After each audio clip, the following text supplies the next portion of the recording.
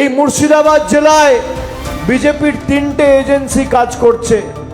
একটা হচ্ছে নির্বাচন কমিশন, যার মাথার উপর রয়েছে জ্ঞানেশ কুমার, যে মানুষের নাম কাটাতে যুক্ত হয়েছে।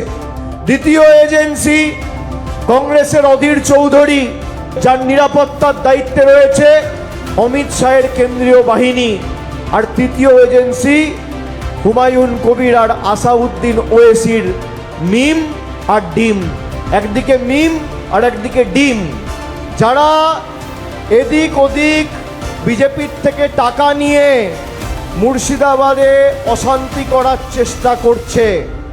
মাথায় রাখবেন, বিজেপির নেতা অমিত শাহকে যে সিকিউরিটি পাহারা দেয়, যে ইউপির হুমায়ুন কবিরকে একই সিকিউরিটি পাহারা দেয়, অধীর চৌধুরীকে একই সিকিউরিটি পাহারা দেয়, মিমের নেতাকে একই সিকিউরিটি পাহারা দেয়।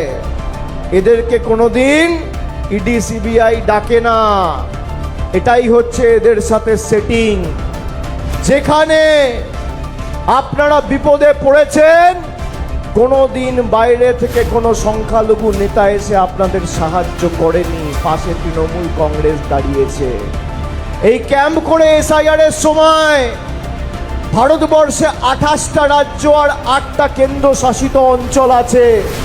একমাত্র মানুষের অধিকার নিয়ে দেশের সর্বোচ্চ আদালত সুপ্রিম কোর্টে যিনি লড়াই করেছেন, তার নাম মমতা ব্যানার্জি, আর দলের নাম তৃণমূল কংগ্রেস।